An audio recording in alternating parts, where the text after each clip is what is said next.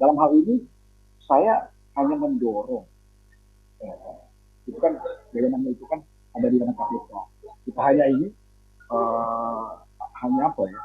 Hanya memberikan masukan kepada lembaga seperti KPK menjalankan tugasnya dalam siapapun yang terlibat.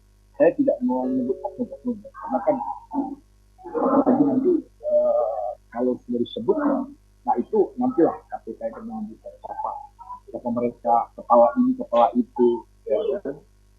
Wakil ini wakil itu, perusahaan ini perusahaan itu. Nah, dalam hal ini saya hanya mendorong saja agar ini jangan terjadi di Indonesia lagi. Nah, baru-baru ini juga kan kita lihat di Kementerian Pertanian, memang heboh heboh kemarin, apa istilahnya, di dalam hal ini kan, apa ya,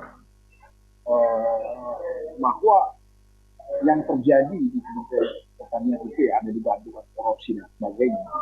Nah, itu memang ranah ranah KPK lagi yang kadang-kadang kita terlalu cepat mengambil kesimpulan bahwa kalau langsung tersangka ini berat juga. Nah, itu. Jadi sekali lagi saya perlu meluruskan juga dalam hal proses-proses itu. Nah, itu kan ada P18 kepolisian kalau dalam hukum pidana P21. Nah, untuk P18 itu tidak boleh sebetulnya diumumkan ketika dalam masih penyelidikan udah disebar oleh wartawan ataupun sudah tersangka, itu nggak boleh. Itu nanti P21 SPDP itu boleh baru. Nah, itu dia proses hukumnya. Saya bukan pakar hukum ya, tapi bergerak di lama itu Bung Ricardo di dunia anti korupsi saya lama, jadi saya tahu. Nah, tapi saya sekarang mau beralih dulu ke penegakan hukum di Indonesia. Mau enforcementnya seperti apa? Pulau Jawa itu memang lumbungnya korupsi. Kenapa? Lumbungnya korupsi saya bilang Jawa Barat itu nomor satu di Indonesia menurut KPK ya, 2022 ada 115 kasus yang terjadi 2022. Yang kedua 103 kasus di Jawa Timur. Jadi ternyata yang paling banyak korupsi Jawa Barat, ya kan? Itu kan lalu waktu lalu kan kedengaran Bandung, Bekasi, ya kan kabupaten. Tiga kasus itu ada di Jawa Timur. Baru 79 kasus itu di Sumatera Utara, 68 kasus di Pulau Riau dan Riau. Itu. Jadi ini memang korupsi sebetulnya sedikit dulu. Undang-undang tipikor 31 ya, 99.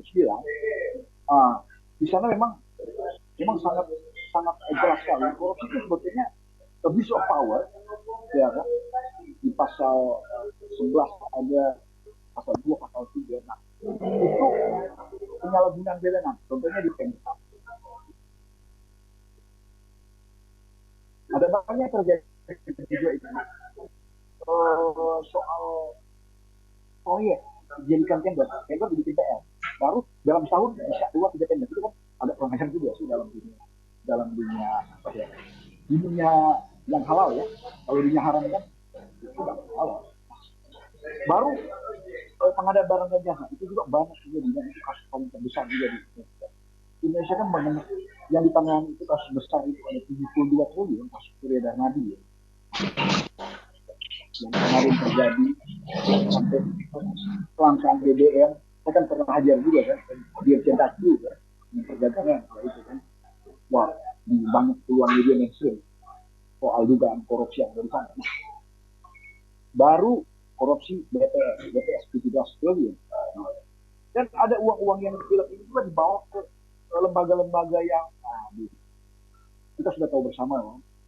Sampai ada salah satu menteri yang barusan menteri muda, tapi menurut mereka, bukan menurut saya, nah, 27 miliar ya kan. Tapi begini Bung Willy, ada orang yang langsung bawa ke ranah politik. Kalau saya jangan dulu lihat ranah politik, saya bicara dulu soal penindakan, apa bagaimana pemberantasan korupsi Indonesia. Saya pernah usulkan ada 3 begini. Pertama, kalau nggak dihukum mati, dimiskinkan. Kayaknya contohnya Abu Nawas yang mencuri uang, ini dimiskinkan.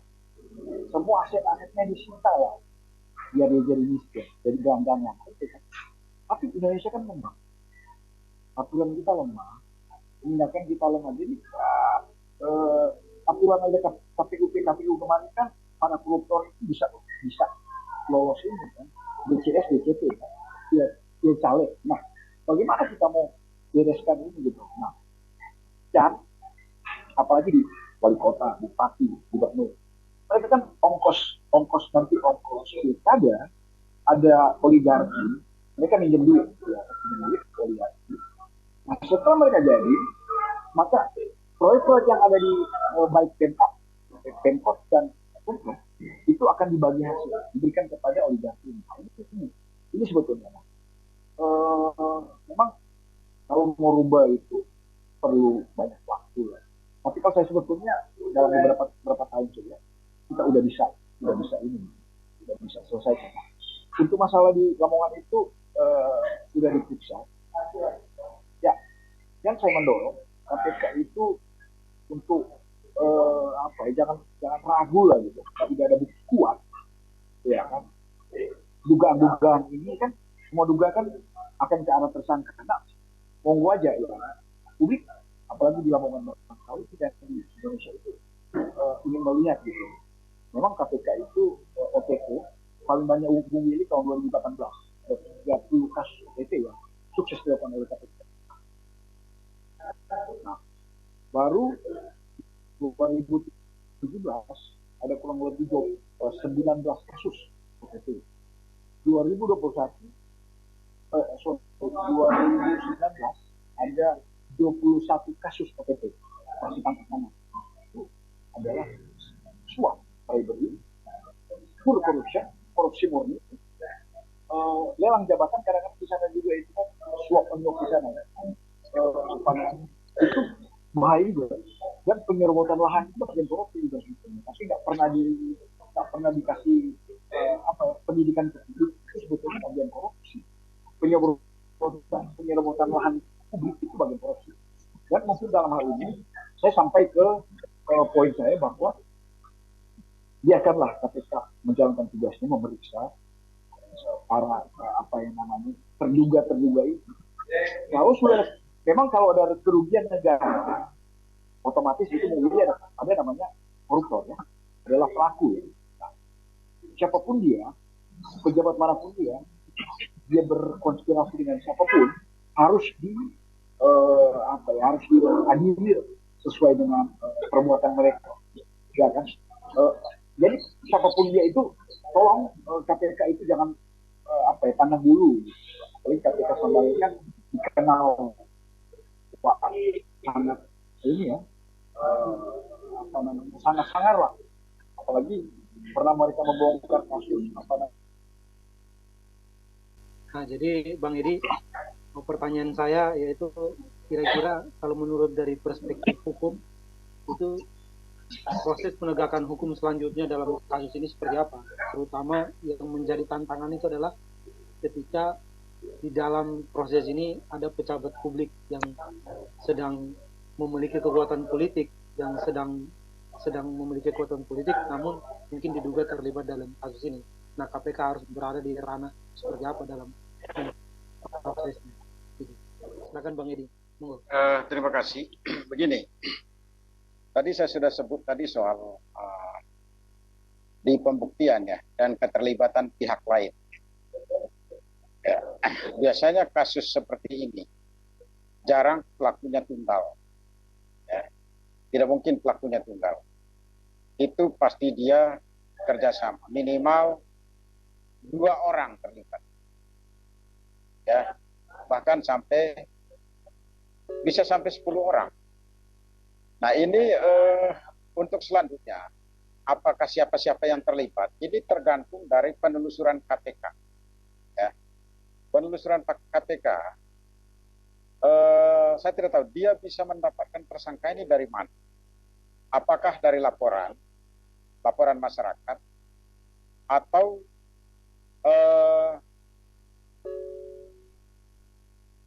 OTT, ya.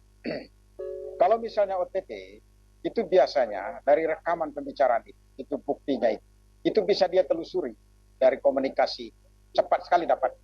Nah, kalau dari laporan masyarakat, itu tadi dari yang bukti formulir, pembuktian ini. Kemudian dari pengakuan-pengakuan. Nah, dari sana misalnya kemudian dia langsung ke aliran dana.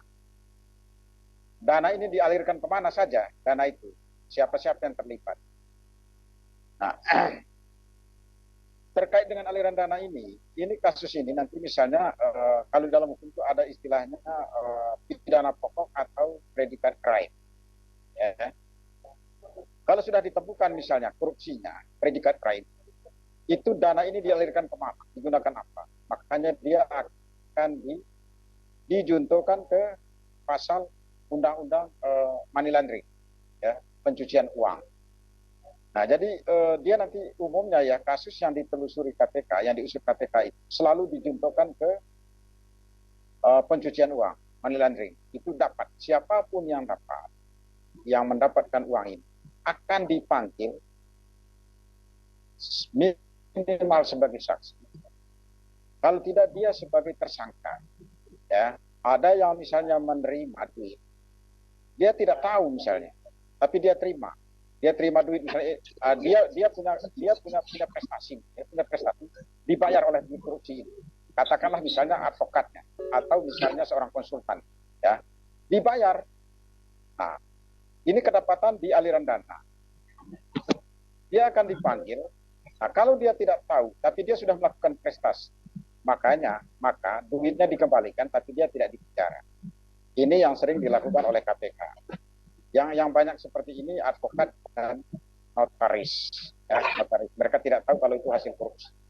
Nah, yang kasus di Lamongan ini, itu bisa kalau KPK menelusurinya lebih jauh, misalnya nanti tergantung dari penelusuran KPK ini, bisa banyak yang terlibat, ya, karena dia tidak hanya berhenti di pidana pokok korupsinya, dugaan korupsinya atau penggelapannya, tapi ada dua penggelapan biasa 372, tapi ada penggelapan dalam jabatan 378 awal. Nah, dari sini, dari pidana pokok ini akan ditelusuri, dijuntukan ke undang-undang money laundering, ya, pencucian uang. Nah, di sanalah akan banyak yang terseret. Apakah dia nanti hanya mengembalikan duit atau dia harus ikut terlibat juga karena misalnya dia terlibat dalam rekayasa kasus ini. Ya, misalnya bisa saja walaupun dia lawyer misalnya, tapi dia ikut merekayasa, itu dia tidak duit dikembalikan, tapi dia harus masuk penjara, harus dipertanggungjawabkan secara hukum. Lalu yang kedua, memang kalau dalam kasus penegakan hukum dalam konteks Indonesia ini, negara partai, itu terpaksa memang kita selalu berpakai bahasa ininya kita berburuk sangka ya, skeptis ya. Kita skeptis antara negatif dan positif. Artinya kita mencurigai ada keterlibatan pihak lain misalnya. Ya.